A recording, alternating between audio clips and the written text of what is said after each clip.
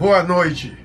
Hoje é uma noite memorável em que o Ministério de Os Gideões Internacionais comemoram, neste 1º de julho de 2020, 121 anos de existência, distribuindo a palavra de Deus gratuitamente em 200 países e já traduziu a Bíblia para mais de 107 idiomas para que cada povo conheça a palavra de Deus em seu próprio idioma. Nós gostaríamos de compartilhar com os amados irmãos Mateus 28 e 19. Ide, portanto, fazei discípulo. Fazer um discípulo significa ensinar as características e potencialidades do mestre ao aluno. A palavra de Deus é fonte de informação, de transformação e de salvação de homens e mulheres, jovens, meninos e meninas. Isso tem acontecido pelo mundo afora. Se você tem um exemplar da palavra de Deus em casa, não deixe de ler a palavra de Deus, porque você vai encontrar o verdadeiro caminho para uma eternidade com Deus. O nosso Senhor Jesus Cristo, na oração sacerdotal, lá em João 17:17, ele disse: santifica-os na verdade, a tua palavra é a verdade. Essa santificação é uma busca diária, um aprendizado constante de como viver fazendo a vontade de Deus nessa trajetória de vida. Nesse momento singular, nessa noite especial, nós gostaríamos de levar aos céus a nossa gratidão a Deus por tudo que Ele permitiu que fizéssemos, porque sem Ele nada teria acontecido. Agradecer aos gideões e auxiliares de todo mundo pelo esforço que têm dedicado para que chegássemos até aqui. Agradecer às igrejas que são nossas parceiras, aos pastores e pastoras que têm aberto as portas para que o Ministério Gideônico preste as suas informações e nos tem oferecido gideões para ingressar no nosso ministério. Nós queríamos também agradecer aos parceiros que colaboram com o Ministério Gideônico. Nesta noite, nós gostaríamos de fazer uma oração de gratidão ao nosso Deus. Querido Deus, nós queremos te agradecer pelo privilégio de poder falar contigo, de estar na tua presença e te dizer obrigado pelo muito que tu tens feito por nós, porque até aqui a tua mão tem nos ajudado e tem feito acontecer. Nós queremos te glorificar e te agradecer em nome de Jesus. Olá, Gideões e auxiliares que nos assistem. É muito bom ter vocês conosco nesta noite. Quem diria, alguns meses atrás, que estaríamos comemorando os 121 anos do nosso Ministério Gideônico numa live sobre a pandemia.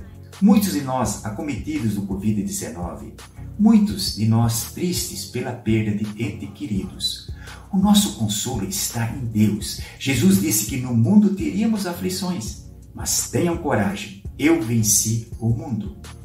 Vamos mesmo, nessas circunstâncias, nos alegrar, porque um dia a graça e a misericórdia de Deus nos alcançou e fomos salvos em Cristo Jesus. Pertencemos ao povo de Deus que habitará com Ele. É um privilégio podermos comemorar hoje os 121 anos do nosso Ministério Gideônico. Hoje é a maior organização evangelística que tem impactado países em todas as partes do mundo ao semear a palavra de Deus, que só na eternidade saberemos quão grande foi. Se hoje o Brasil tem mais de 60 milhões de evangélicos, muito se deve aos Gideões Internacionais no Brasil, que nos últimos 62 anos distribuímos mais de 200 milhões de exemplares da palavra de Deus. Quando o nosso ministério começou no Brasil, o número de evangélicos não chegava a 3 milhões. É um privilégio poder fazer parte desse projeto de Deus, de levar a palavra dele, e tenho certeza de que você, Gideão e auxiliar, que exerce dignamente a missão que ele nos confiou, se alegram nesse dia. Temos grandes desafios pela frente. Há mais de 3 bilhões de pessoas no mundo que precisam ouvir de Jesus Cristo. Precisamos nos adequar nos métodos, na tecnologia, para alcançá-los e servir eficazmente a nossa geração.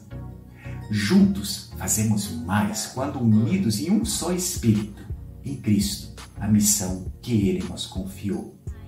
Hoje é dia de celebrar, vamos louvar, vamos ouvir testemunhos frutos da semeadura, vamos receber a palavra de Deus ministrada pelo Reverendo Hernandes. E que, mesmo em tempos de pandemia, possamos sair revigorados e dando glórias a Deus pelo que Ele é, fez e ainda fará nesse ministério.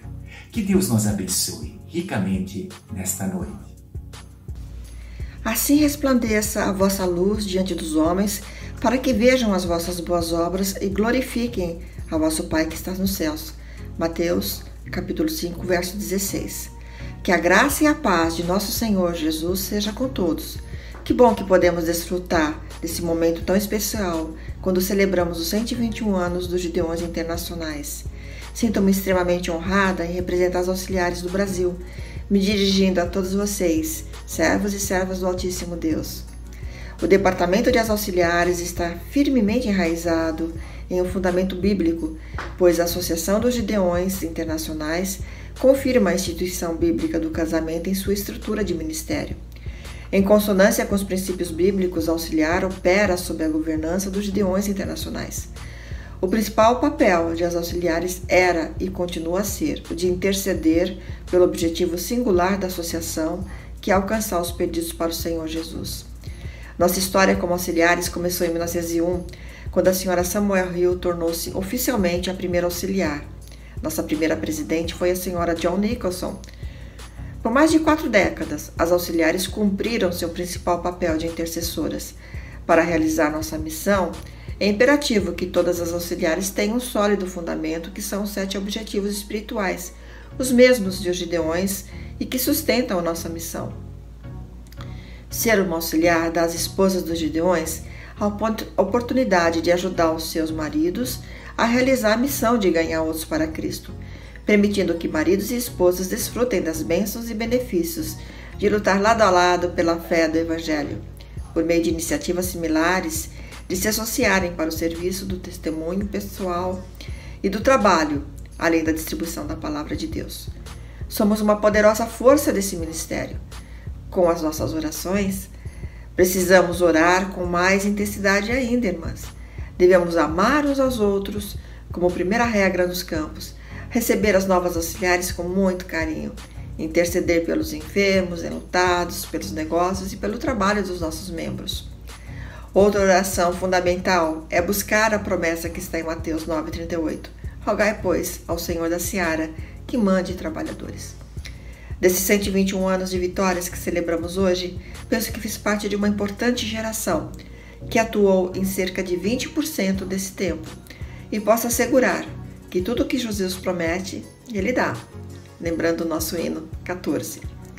Refletindo sobre isso, penso que todas nós auxiliares e mulheres cristãs gostaríamos de deixar como legado o resultado de nossas orações pelas vidas alcançadas. Pode haver um legado maior para o ministério, para as nossas famílias e para o reino de Deus? Peço ao Senhor, nosso único Deus, que sejamos uma bênção e continuemos firmes no propósito de cumprir nossa missão, alcançando muitas almas para o Senhor Jesus. Amém. Há mais ou menos 25 anos atrás, entrou 2 homens bem arrumados na faculdade, na minha sala, distribuindo uns livrinhos.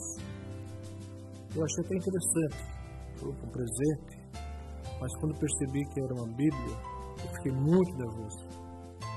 Eu pensava comigo, como pode esse pessoal entrar na sala de aula, para a aula para distribuir Bíblia? Inicialmente eu fiquei muito irado, só que eu fui muito educado, esperei ele sair da sala e joguei na lata do lixo. Só que o colega que estava ao lado falou assim, escuta, Maltinho, se você não quer, por que você pega a Bíblia? Eu me arrependi, e aí eu fui na lata do lixo, peguei a Bíblia, coloquei na minha bolsa, e no dia seguinte, no meu trabalho, eu comecei a ler de curiosidade. Eu não queria saber de Jesus, de Deus, e aí no começo eu não encontrar auxílio. Eu comecei a ler, e fui lendo, começou a despertar a curiosidade de ler cada vez mais. E só que eu não entendia direito. Aí fui pedir auxílio com outra pessoa que estava comigo, que é evangélica, e ela começou a explicar a Bíblia para mim. E aí eu cheguei na minha casa, depois de alguns dias, falei para minha esposa assim, escuta, amor, vamos pedir uma igreja evangélica? Ela falou assim, não, Deus me livre. Ela falou assim, eu vou internar você está doente, né? Porque eu, apesar de eu ser um cara ateu, era ateu mesmo, eu fui um ex-capoeirista, um ex-roqueiro, mas naquele momento eu senti vontade de servir a Deus. Porque a Bíblia que eu recebi de Deus foi a primeira Bíblia que eu recebi na minha vida. Eu nunca tinha lido. E aquilo despertou um interesse muito grande de conhecer mais a Deus. E a minha esposa, realmente, ela falou comigo e falou assim, vamos? E quando ela falou assim, vamos, eu falei para ela também, eu vou internar você também. Porque a minha esposa é uma família de Umbanda e ela sempre perseguiu os crentes. A minha esposa tinha um horror a crente. Mas naquele momento acho que Deus já estava falando conosco e nós visitamos a igreja e nós já estamos servindo a Jesus Cristo há quase 18 anos e tem sido uma bênção em nossas vidas. Meus amados irmãos dos Gideões Internacionais, eu quero trazer da parte de Deus uma palavra para o seu coração. Mormente nesse tempo difícil que nós estamos atravessando, quando o Brasil e o mundo foram assolados por uma pandemia que trouxe na sua esteira o drama do colapso da saúde pública. Centenas de milhares de pessoas ceifadas. E também, de carona, vem uma das mais profundas recessões econômicas da nossa história. É um tempo difícil, amargo, doloroso, muito choro, muito luto, muita dor, muito prejuízo. Parece-nos que essa situação adversa retrata para nós que os pilares da sociedade contemporânea, onde os homens colocam a sua confiança, ficaram abalados. Seja o poder econômico, seja o poder científico, poder da ciência, seja o poder da tecnologia, seja o poder político. Embora robustos, esses poderes não puderam trazer uma saída imediata e eficaz para este mal que assola o mundo. Nessa situação, nós todos ficamos atingidos. A questão é como viver nesse tempo. Como manter a esperança. Quando tantos de nós já se foram, outros tiveram prejuízos imensos na sua vida financeira, na sua empresa, na sua indústria, no seu comércio. Empregados que já não estão mais trabalhando. Como viver vitoriosamente num tempo quanto este? E é nessa conjuntura que eu quero trazer para os meus irmãos e irmãs uma palavra de esperança. E recorro ao texto de 2 Coríntios capítulo 2, versos 14 até o capítulo 3, versículo 3. Se você tiver sua Bíblia, apanhe a sua Bíblia e acompanhe essa leitura, por favor. Paulo escreve assim: graças, porém, a Deus, que em Cristo sempre nos conduz em triunfo, e por meio de nós manifesta a fragrância do seu conhecimento, porque nós somos para com Deus o bom perfume de Cristo, tanto nos que são salvos, como nos que se perdem. Para com esse cheiro de morte para morte, para com aqueles aroma de vida para vida. Quem, porém, é suficiente para estas coisas? Porque nós não estamos, como tantos outros, mercadejando a palavra de Deus. Antes em Cristo é que falamos, na presença de Deus, com sinceridade e da parte do próprio Deus. Começamos, porventura, outra vez a recomendar-nos a nós mesmos? Ou temos necessidade, como alguns, de carta de recomendação para vós outros ou de vós? Vós sois a nossa carta, escrita em nosso coração, conhecida e lida por todos os homens, estando já manifestos como carta de Cristo, produzida pelo nosso ministério, escrita não com tinta, mas pelo Espírito do Deus vivente, não em tábuas de pedra, mas em tábuas de carne, isto é, nos corações. Meus amados, aqui temos 5 pilares da nova aliança. Paulo está introduzindo um dos mais sublimes temas da vida cristã. Esta carta, segundo aos Coríntios, é a carta mais pessoal de Paulo. Esta carta é a carta onde Paulo abre o seu coração, onde ele defende o seu apostolado. Ele chega a dizer no capítulo 1 que ele estava enfrentando feras em Éfeso, tribulações e angústias acima das suas forças, a ponto de desesperar-se da própria vida. Escreve esta carta à igreja de Corinto, onde os falsos apóstolos estavam atacando e tentando minar o seu ministério e a sua autoridade apostólica. Ele escreve esta carta, diz o capítulo 1, com lágrimas, chorando. O tema desta carta é consolo. Começando com o capítulo 1, versículo 3 e 4, e culminando lá com o capítulo 13. Consolo, consolo, consolo. Esta carta tem temas específicos que não tem em outras cartas. Por exemplo, Paulo cita 3 vezes os seus sofrimentos. Paulo trata no capítulo 5 do novo corpo que teremos, em contraste ao nosso corpo agora como uma tenda frágil e rota. Ele trata da doutrina da reconciliação. Ele trata do assunto de levantar uma oferta nas igrejas da Acaia e da Macedônia para enviar aos pobres da Judéia. Ele trata nesta carta sobre sua experiência de ser arrebatado até o 3º céu.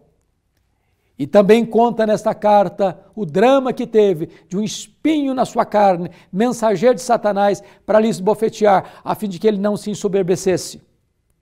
Ele trata nesta carta sobre a graça de Deus, que é melhor do que a própria vida, porque o poder de Deus se aperfeiçoa em nossa fraqueza. Mas neste texto, em particular, Paulo vai ensinar para nós sobre as glórias da nova aliança. E ele vai nos mostrar aqui alguns pilares para nós termos uma vida vitoriosa, mesmo que nós sejamos cercados de angústia, como estamos vivendo hoje nesta pandemia. Quais são esses princípios? Chama a sua atenção, por favor, para o primeiro deles. O primeiro princípio que Paulo estabelece aqui é um otimismo indestrutível. Veja comigo o verso 14. Graças, porém, a Deus. Você nota que entre graças e a Deus tem aqui uma conjunção adversativa. Porém, ele está enfrentando tribulações maiores do que suas forças. Ele está ao ponto de desesperar-se da própria vida. Ele está enfrentando feras. Seu apostolado está sendo atacado. A despeito da crise, da carranca da crise, de estar emparedado, de estar encurralado por crises medonhas, ele não perde o seu otimismo, ele não perde a sua alegria, ele não perde o seu entusiasmo e diz graças, porém, a Deus. Está doendo, estou sofrendo, estou chorando, estou sendo atacado, mas graças a Deus a despeito disso.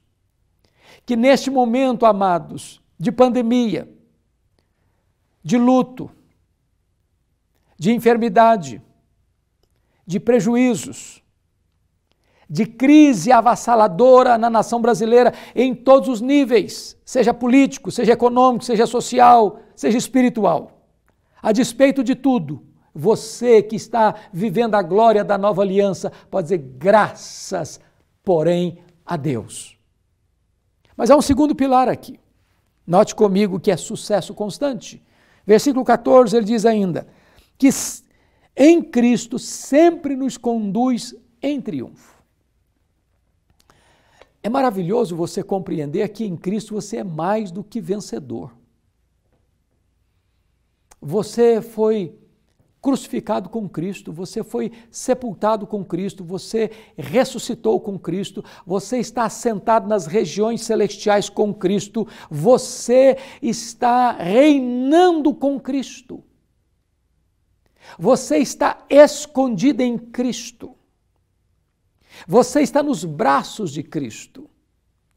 E dos braços do Divino Pastor ninguém pode arrebatar você. Foi ele quem disse, as minhas ovelhas ouvem a minha voz e me seguem, eu dou a elas a vida eterna e ninguém as arrebatará das minhas mãos.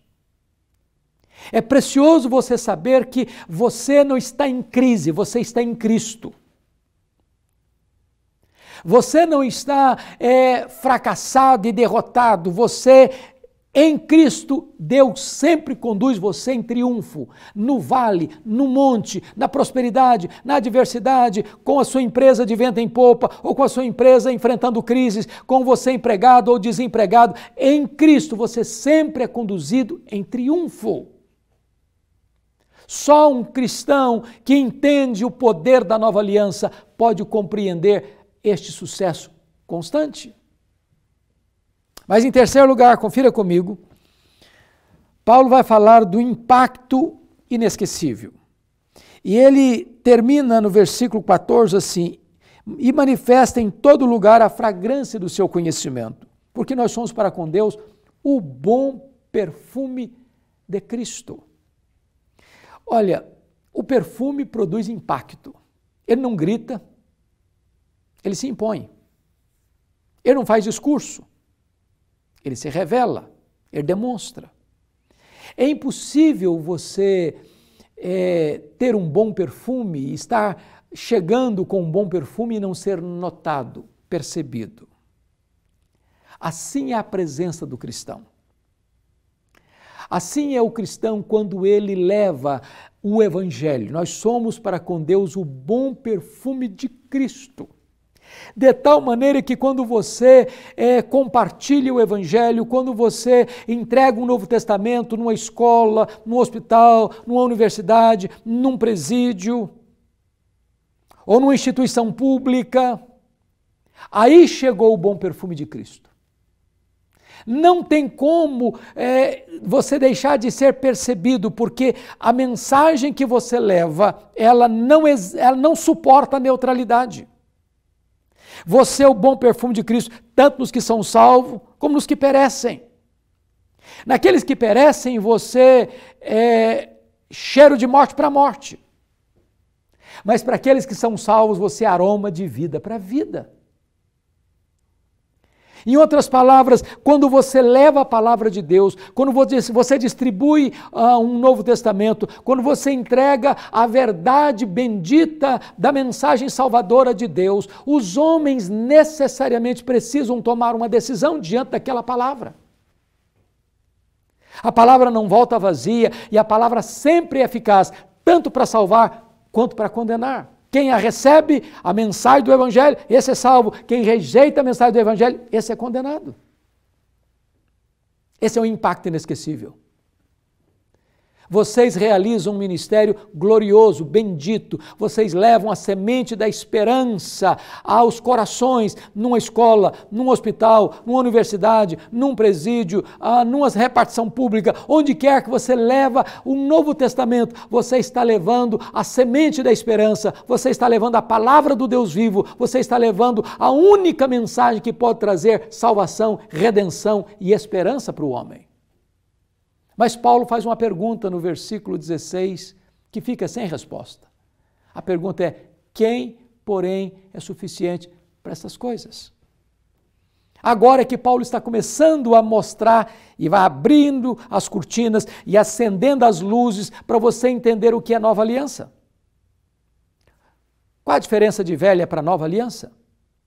Quando Moisés desceu com as tábuas da lei do Sinai, o povo disse: tudo o que o Senhor falou, nós faremos. A pergunta é: fizeram? E a resposta é: não fizeram. Por que não fizeram? Falta de sinceridade? Não. Falta de poder. Na velha aliança tudo depende de nós, nada de Deus. Quando você tenta agradar a Deus pelos seus recursos, pelos seus esforços, você fracassa. Ainda que você seja sincero, falta-lhe poder. A velha aliança é gravada em tábuas de pedra. Nós precisamos partir, experimentar e transicionar para a nova aliança. Porque na nova aliança, a palavra de Deus, a lei de Deus, não é gravada em tábuas de pedra, mas no nosso coração, não por mãos humanas, mas pelo Espírito Santo de Deus. Deus imprime a sua própria lei no nosso coração pelo Espírito Santo e nos dá uma vida vitoriosa. Então a pergunta é essa: quem, porém, é suficiente para essas coisas? Ou seja, para dizer graças, porém, a Deus, que em Cristo sempre nos conduz em triunfo e por meio de nós manifesta a fragrância do seu conhecimento, tanto nos que são salvos como nos que perecem. Quem é suficiente? A resposta não é dada aqui, no capítulo 2, versículo 16. A resposta só é dada lá no capítulo 3, versos 4 e 5. Confira comigo. Olha o que Paulo escreveu. E é por intermédio de Cristo que temos tal confiança em Deus. Não que por nós mesmos sejamos capazes de pensar alguma coisa, como se partisse de nós. Pelo contrário, a nossa suficiência vem de Deus. Isto é nova aliança. Na nova aliança, tudo depende de Deus, nada depende de nós. Pensa comigo naquela cena de Atos dos Apóstolos, capítulo 12. Pedro estava preso. Pedro estava debaixo de forte escolta militar, numa prisão máxima de Herodes Agripa I, que já havia assassinado, matado ao fio da espada Tiago, irmão de João.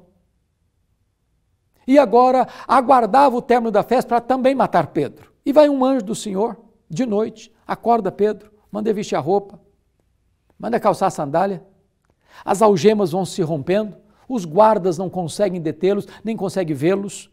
E eles saem, tem um portão de ferro e o portão vai se abrindo automaticamente. Do mesmo jeito que você tenta vencer o pecado, vencer vícios, vencer manias, vencer idiosincrasias, vencer hábitos antigos e não consegue, e você chora e promete para Deus: Senhor, eu não vou mais cometer esse erro, Senhor, eu não vou mais cometer esse pecado, Senhor, eu não vou mais cair nessa cilada, e de repente você se colhe repetindo os mesmos erros, os mesmos pecados. Você não consegue. Mas na nova aliança, no poder da nova aliança, essas amarras vão sendo quebradas, essas algemas vão sendo partidas, esses portões de ferro vão se abrindo automaticamente e você então entende uma coisa: a nossa suficiência vem de Deus. Então Paulo parte para o quarto pilar desta nova aliança, que é integridade irrefutável. Olha o versículo 17 comigo do capítulo 2. Porque nós não estamos, como tantos outros, mercadejando a palavra de Deus, antes em Cristo é que falamos, na presença de Deus, com sinceridade, e da parte do próprio Deus. Por que ele está dizendo isso? Porque lá em Corinto, os falsos apóstolos estavam sorrateiramente entrando na igreja, dizendo que Paulo não tinha credencial, que Paulo não tinha experiências místicas para apresentar, que Paulo não tinha a devida a marca de um verdadeiro apóstolo. E então, Paulo vai refutar esses falsos apóstolos, dizendo o seguinte: olha, eu não sou um camelô da fé, eu não sou um vendilhão do templo, eu não prostituí o meu ministério por amor a dinheiro, eu não estou mercadejando a palavra de Deus. Eu estou pregando com sinceridade, com integridade. Minha vida é pautada pela integridade. E eu não estou como esses outros aí mercadejando, não. Eu não faço da igreja uma empresa. Eu não faço do evangelho um produto, eu não faço do púlpito um balcão, eu não faço do templo uma praça de negócios, eu não faço dos crentes consumidores, eu não sou um mercadejador, eu não sou um comerciante da fé, eu não sou um camelô da fé, eu prego a palavra de Deus com integridade na presença de Deus e da parte do próprio Deus. Mas finalmente, Paulo vai nos dar aqui o quinto pilar, que é realidade inegociável. Capítulo 3, versos 1 a 3, algumas pessoas estavam dizendo: cadê, Paulo, as suas cartas de apresentação? Cadê que você não apresentou suas cartas? E Paulo diz: eu não preciso de cartas. Vocês são a minha carta. Nem preciso de cartas para chegar até vocês, nem preciso de cartas de vocês para chegar em qualquer lugar. Vocês são a minha carta. Vocês são fruto do meu ministério. Vocês são produto da graça de Deus quando eu estive entre vocês pregando o evangelho por 18 meses. Então, cada conversão que aconteceu aí é uma carta que eu posso apresentar com minhas credenciais. Aliás, nós somos carta de Cristo, carta viva. O mundo talvez não vá ler o Novo Testamento, não vá ler a Bíblia, não vá ler a Escritura, mas o mundo está lendo você e a mim. O mundo está lendo. Nós estamos sendo mais lidos do que ouvidos. Nós estamos sendo mais observados do que escutados. E é nessa conjuntura que Paulo vai dizer que nós somos carta de Cristo, não escrita com tinta, mas escrita pelo Espírito Santo, não em pedras, mas no coração.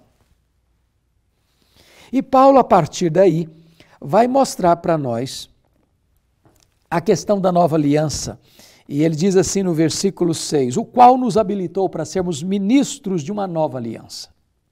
Não da letra, mas do Espírito. Porque a letra mata, mas o Espírito vivifica. E ele vai agora fazer um contraste entre a velha aliança e a nova aliança. E olha o que ele vai dizer, por gentileza, no versículo 7. E se o ministério da morte, gravado com letras em pedras, se revestiu de glória, a ponto dos filhos de Israel não poderem fitar a face de Moisés por causa da glória do seu rosto, ainda que desvanecente, como não será de maior glória o ministério do Espírito? Porque se o ministério da condenação foi glória, em muito maior proporção será glorioso o ministério da justiça. que Paulo está querendo dizer com isso? Ele está agora fazendo uma comparação maravilhosa. A velha aliança é a glória desvanecente no rosto de Moisés. A nova aliança é a glória permanente na face de Cristo. Você se lembra quando Moisés desceu do monte da segunda vez com as tábuas da lei? Diz a Bíblia que quando Moisés desceu do Sinai, a pele do seu rosto brilhava. Ele não sabia disso. Quando ele desceu, Arão e o povo ficou com medo de se aproximar dele. Havia um brilho, havia uma glória, havia uma Shekinah. Aí, então, sabe o que Moisés fez? Ele botou um véu para que as pessoas pudessem se aproximar. Só que, com o tempo, aquela glória, aquele brilho, foi se apagando no rosto de Moisés. Só que Moisés não quis que as pessoas notassem que aquela glória estava desvanecendo. Aí Moisés continuou com o véu quando não tinha mais glória. Ele não precisava mais do véu. Mas ele queria passar uma imagem de que ali ainda tinha glória. Mas a glória já tinha apagado. Viver na velha aliança é viver querendo aparentar para os outros o que já apagou, o brilho que já não existe mais. Então, chega no capítulo 3, versículo 12, Paulo vai interpretar teologicamente o que aconteceu com Moisés. Olha comigo. Tendo, pois, tal esperança, servimos-nos de muita ousadia no falar, e não somos como Moisés, que punha véu sobre a face, para que os filhos de Israel não atentassem na terminação do que desvanecia. O que Paulo está dizendo é que nós não somos como Moisés. Houve um momento que esse gigante de Deus, que foi ao Egito, e arrancou de lá com mão forte e poderosa, a mão forte e poderosa de Deus, aquele povo da escravidão amarga, há séculos, enfrentando o mais poderoso império do mundo. Esse homem que não tinha medo, esse homem que enfrentou lutas, esse homem que viu milagres, este homem que viu as pragas vindo sobre o Egito e desbancando o seu panteão de divindades pagãs, este Moisés que viu o mar vermelho se abrir, este Moisés que viu codornizes descer do céu, o maná caindo do céu, a água brotando da rocha, este Moisés que viu as sandálias não se envelhecendo no deserto, as roupas não se puindo no deserto por 40 anos. Houve um momento que ele não foi ousado. Quando? Quando? Paulo responde. É quando ele manteve o véu para que as pessoas não percebessem a glória que estava se apagando no seu rosto. Isso é viver na velha aliança. Se nós vivermos na velha aliança, nós vamos afivelar máscaras no nosso rosto, para que as pessoas pensem que nós somos mais espirituais do que somos, mais piedosos do que somos. As pessoas vão admirar não quem nós somos, mas quem nós aparentamos ser. Então Paulo está dizendo o seguinte: querer viver com véus, com máscaras, é retornar à velha aliança. Como é que resolve isso? Paulo responde no capítulo 3, verso 18, e eu concluo aqui. E todos nós, com o rosto desvendado, contemplando como por espelho a glória do Senhor, somos transformados de glória em glória na sua própria imagem, como pelo Senhor o Espírito. O que Paulo diz é o seguinte: você pode olhar para a face de Jesus, ali tem uma glória permanente. Você não precisa de máscara, você não precisa de véu, você não precisa viver fingindo, você não precisa de hipocrisia, você não precisa ter cara dupla, você não precisa passar uma imagem de que você é quem você de fato não é. Olha para Jesus, mire o rosto de Jesus, a glória permanente de Jesus, a bênção da nova aliança. E enquanto você olha para Jesus, o Espírito Santo vai transformando você de glória em glória, para você ser uma pessoa parecida com Jesus. Em outras palavras, o projeto de Deus na nova aliança não é apenas nos levar para o céu, mas é nos transformar à imagem do Rei do céu.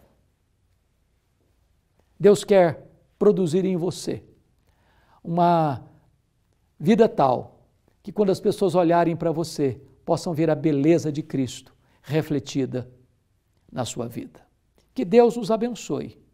Que nesse tempo difícil, dramático, avassalador que estamos vivendo, nessa terrível pandemia, possamos nos agarrar no nosso glorioso e bendito Redentor Jesus, para vivermos uma vida vitoriosa, sob a bênção da nova aliança. Que vida é essa? É uma vida que tem otimismo indestrutível. É uma vida que tem sucesso constante. É uma vida que tem impacto inesquecível. É uma vida que tem integridade irrefutável. É uma vida que tem realidade inegociável. Que Deus abençoe você, meu irmão, você, minha irmã, você, Gideão, você, esposa de Gideão, para que vocês continuem a fazer este trabalho bendito, muito mais agora, onde a angústia chegou, onde a dor chegou, onde o luto chegou, onde o prejuízo financeiro chegou, onde as empresas estão passando dificuldades, que vocês se renovem ainda mais na força do Deus Onipotente para continuarem este abençoado e abençoador ministério para a glória de Deus. Os frutos só a eternidade poderá revelar, mas se você semear ainda que com lágrimas, certamente você voltará com alegria, trazendo os seus feixes. Deus abençoe a todos vocês, em nome de Jesus. Boa noite, queridos Gideões, auxiliares e amigos que nos acompanham. Que bênção tê-los conosco, comemorando 121 anos de organização do Ministério Os Gideões Internacionais no mundo. Eu tenho certeza que você foi edificado e abençoado com essa linda mensagem ministrada pelo nosso querido reverendo Hernandes Dias Lopes. Temos vivido dias difíceis, porém o nosso ministério continua ativo. Temos trabalhado arduamente e incansavelmente para que possamos preparar mais materiais, conteúdos específicos para o nosso crescimento espiritual. Também temos trabalhado para melhorar os nossos canais de comunicação e os nossos sistemas.